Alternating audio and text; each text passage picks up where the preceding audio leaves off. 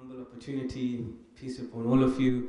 I guess while I've been listening to the very respectful speeches, the question I'm posing is, are we discussing myths about religion or myths about human beings and us? And from analyzing the questions, what I'm finding is when you look at the role of division, symbols, understanding of God, real first essence, whatever you want to say, clothes, animals. I mean, in Islam, for example, as you know, we do sacrifice an animal in the pilgrimage. Or, for example, you look at the status of a particular area, like Israel was mentioned, or I could say Kaaba in Mecca, for example.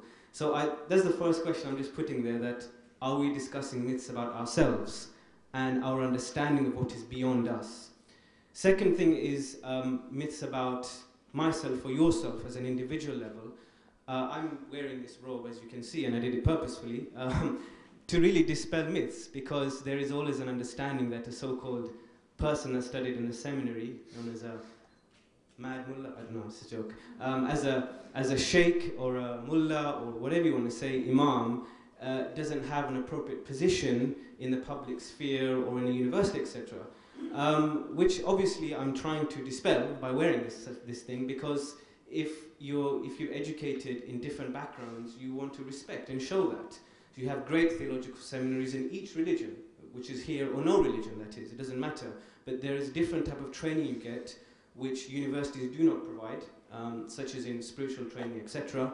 That's non-existent, and unfortunately it's reduced the role of chaplaincy.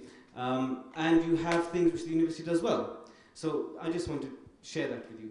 Second is the thread of the questions, and whoever I'm up against or whatever it is, the thread is this, or maybe the important distinction is to be made between Islam and Muslim. So in one of the phraseologies is Islam oppresses women. Is that correct, or is it Muslim oppresses women? So I'm just trying to give you something that, are you talking about a notion or an idea that is inherently oppressive, or are you talking about those who practice it? And maybe that goes with many other sects and religions. So before the questions are phrased, perhaps that can be in consideration. The third is about terminology. There's no such thing as Sharia law, it doesn't exist. There's no such thing as Islamic law. That is a Western term. For example, I'm born here, so I pride myself on both Islamic and Western methodology. In Islam, we say fiqh, which is jurisprudence.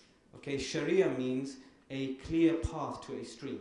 That's what it means. So when people say Sharia law, it doesn't exist. When a Muslim says, I want to follow the Sharia, all it means is, I want to find the best way to obey God. That's all it means, really. In the average mosque, that's what you'll find.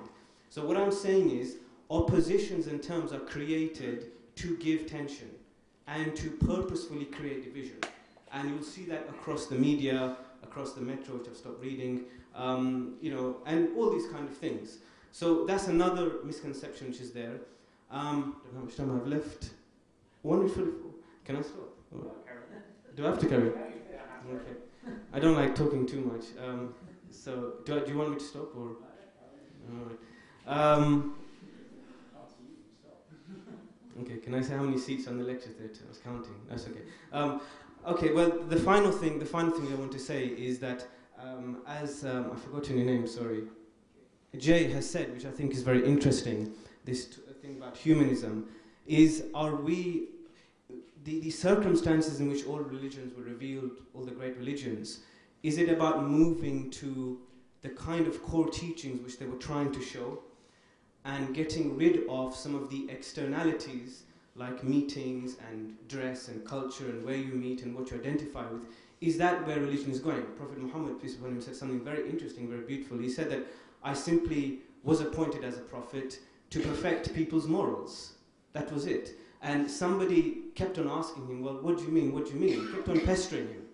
And he said, religion means not to get angry. That's what he said. Religion means not to get angry. And I was reflecting on this, and I think it's such a wonderful and simple hadith or narration, but how true it is, that it's how you project yourself, how you develop yourself first, before you talk about the other externalities which are presented here in the paper, and that seems to be the substance of religion. And perhaps it is that, and our development towards the divine, towards God, or I would say Allah, which is maybe the basis of human existence. Thank you very much.